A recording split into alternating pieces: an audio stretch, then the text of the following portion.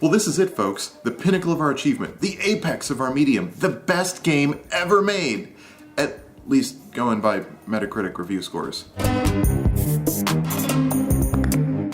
But come to think of it, whenever I actually ask anybody what they think of the game, they just remember that it left kind of a bad taste in their mouths. How do we reconcile a Metacritic score that awesome with a general consensus that, As usual, let's start with a little history. The Grand Theft Auto franchise had humble beginnings as a top-down shooter / top-down racer. It was largely an arcade game where each level required a certain score to proceed. Points were earned doing, well, what people love doing in Grand Theft Auto missions.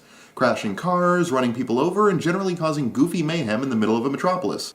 Completing missions wasn't necessarily required, but was highly encouraged, as successful missions gave your hijinks a bigger score multiplier. They also provided chunks of structured play in what otherwise tended to descend into chaos. Grand Theft Auto 2 was largely an incremental step up for the franchise. It cleaned up the interface a bit, added a faction system, introduced the radio station concept, and gave the game a better lighting and particle engine. It also displayed some of the early signs of the sophomoric humor and ham-fisted attempts at satire that would later become the focus of the series. The people at Third World Bank have different ideas, capturing the early potential of underdeveloped countries and spreading their money across a wide range of tobacco, defense, and pharmaceutical investments. Third World, keeping your money safe, no matter the cost. Just like the first game, though, it was an arcadey affair. There wasn't really any plot or any characters, just these engaging core mechanics that encouraged players to keep coming back and earning a higher score. It's also important to note that the game started as an open-world franchise. From the first game on, you could go anywhere on the map, take any mission available, and steal any car you pleased, go on random rampages, and outrun the cops that showed up. You would get called upon to collect certain cars, shoot certain people, complete races, blow up a given number of vehicles, whatever mayhem typically accompanies a game with cars and shooting. Everything Grand Theft Auto is known for was more or less there from day one. Unfortunately, the uncooperative camera, awkward tank controls, and limited 2D perspective in an era of Quake and Mario 64 meant that while the game did well, it didn't really become a runaway blockbuster. That is, of course, until the game went 3D. While most developers struggled to figure out how to bring their two-dimensional properties into the third dimension, Grand Theft Auto seemed almost liberated by it. At its core, it was a natural extension of the existing mechanics. Stealing cars, shooting people, completing missions, and causing mayhem. But suddenly, awkward tank controls turned into kinesthetically pleasing third-person action game controls. Shooting and driving felt more like their analogs in other games, and now the camera was placed right behind the action. It no longer felt like you had free reign over a map of a city, but rather it finally felt like you had free reign over an actual city, and all of the mayhem you were so distanced from before now completely enveloped you. But while the increase in visual fidelity brought substantial improvements to the core gameplay mechanics, it also provided Rockstar with new avenues to inject its satire via in-game cutscenes. Am I gonna get to play with your big ends again? I'll be with you in a minute, Sparkplug. Hey, I'm Joey. Luigi said you were reliable, so come back later, there might be some work for you. Alright? You weren't crashing cars and shooting people without context anymore. Now you were gun running for Salvatore Leone's Mafia, or cleaning up a Yakuza blood feud, or covering up for a corrupt cop. This started a trend towards narrative-focused design that Rockstar has carried on with to this day. The result is that Grand Theft Auto 3 is kind of conflicted in its design. It still has rampage minigames, it still has money as a score mechanic, it still has hidden packages and secret weapon caches, it still has collectible cars.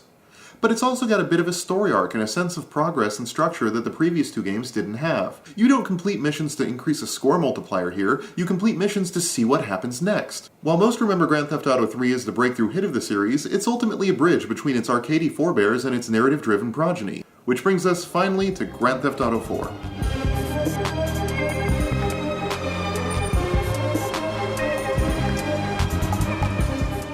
This is a far cry from the mayhem of the original two games. Don't get me wrong, there are still gunfights. Give me a reason. There are still car crashes.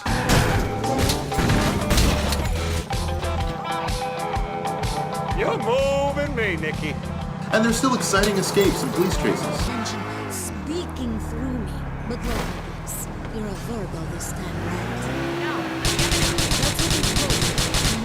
But you're no longer encouraged to just make that stuff happen the way you were before. In place of game mechanic-driven, player-created organic chaos, Rockstar opted for highly scripted missions that tease out slices of chaos in controlled environments in service to a story.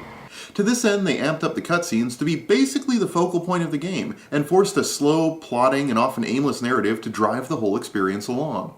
The player takes the role of Nico Bellic, an immigrant fresh off the boat in Liberty City. Nico meets his cousin Roman, agrees to help him out with a few gambling debts, and gets dragged into a scuzzy criminal underworld. From then on, he spends the game doing grunt work for whatever mob boss or drug runner he finds himself allied with, while secrets of his past and what future he can carve out for himself in America are revealed to the audience. We'll get back to the story itself in a bit, but I bring it up now because this narrative focus tempers the chaos we all enjoy so much. First of all, because the narrative takes precedence above all else, the open world paradigm Rockstar got lauded for pioneering largely goes to waste here. The story is pushed forward by missions and the cutscenes that bookend them, so if you aren't currently on assignment, you currently aren't making progress. And since there's only 3 or 4 missions available at once, the world feels lifeless and dull.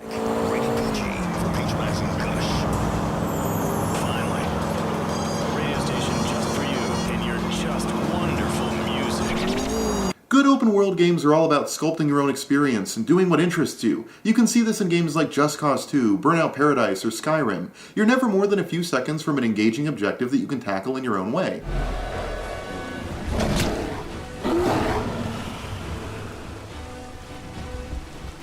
In contrast, you'll find yourself driving for long stretches at a time in Liberty City. Not in exciting chase sequences or in exotic vehicles, just, taking your junker over to your boss's place, obeying traffic laws, dealing with congestion, stopping at the toll booth along the way.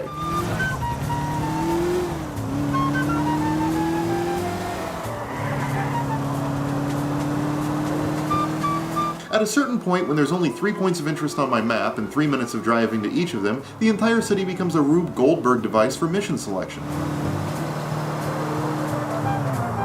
Guns are no longer instruments of wanton destruction used to generate points and clear objectives. In Grand Theft Auto 2, you're handed a rocket launcher 30 seconds in, and with a game show announcer's happy declaration, you're encouraged to go to town.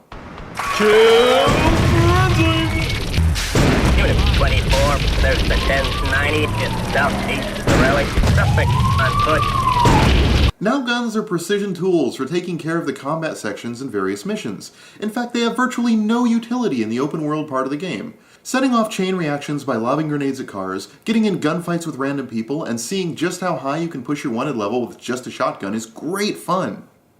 What? It is.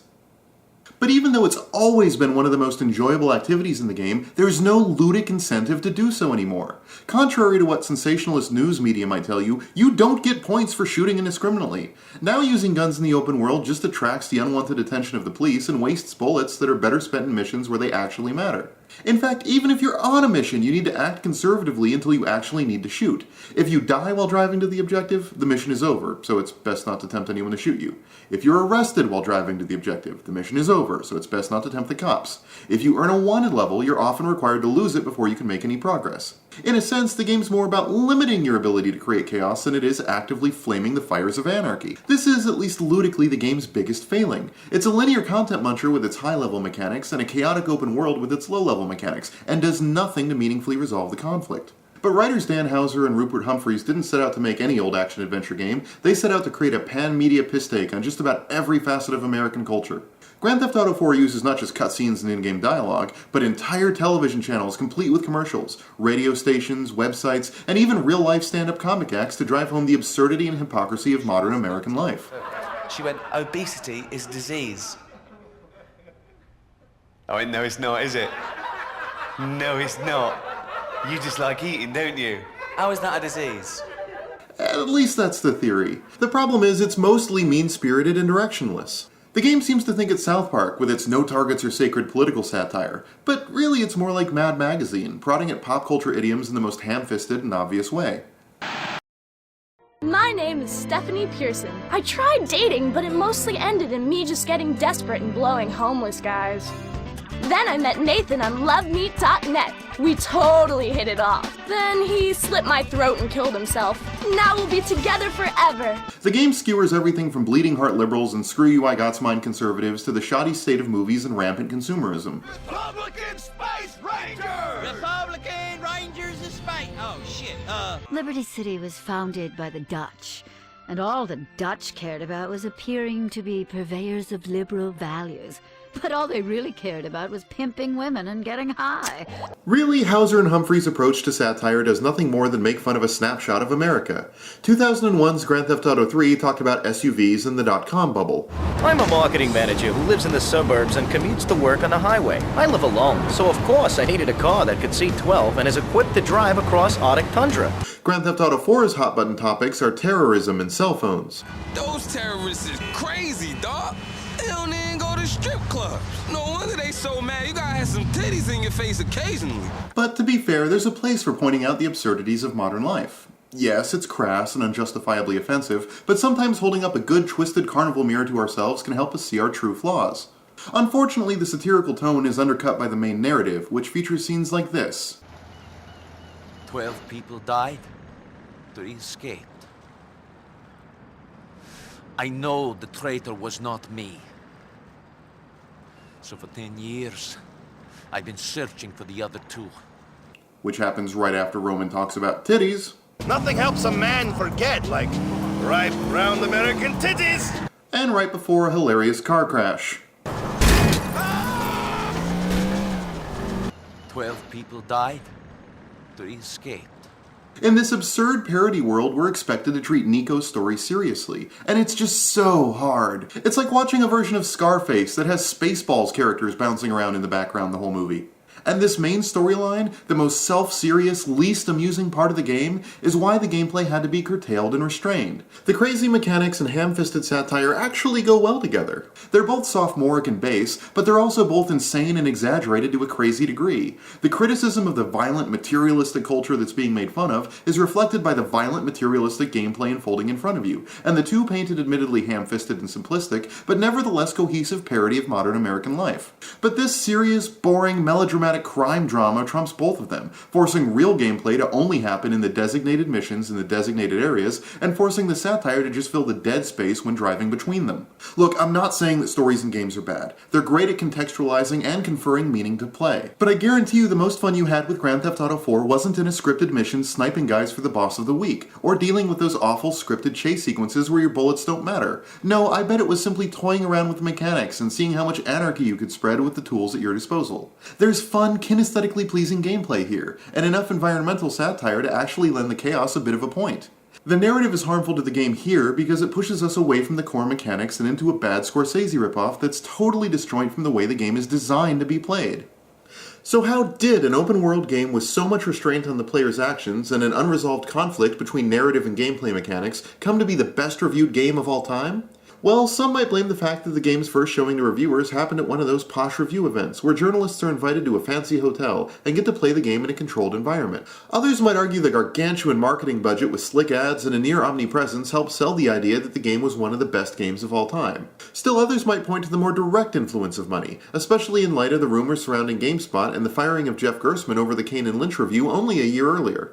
But if I'm being perfectly honest with myself, I think the game got the score it deserved given the metrics we as an audience have set up for success. I've said it before and I'll say it again. Gamers love polish and content above all else, and Grand Theft Auto 4 has both in spades. The game is really slick, from its soundtrack selection and quality voice acting to the high-fidelity rendering of an entire city. And honestly, you can't say that a video game that features stand-up from 2 big-name comedians, 19 radio channels, mini-games like bowling, pool, and darts, over 200 vehicles, and an entire open-world metropolis is light on content. At a certain point, it's hard to reconcile your marvel at the game's technical achievements and breadth of content with your frustration with the game's mechanics, especially since those mechanics do allow for a great deal of hilarity when you're actually allowed to use them.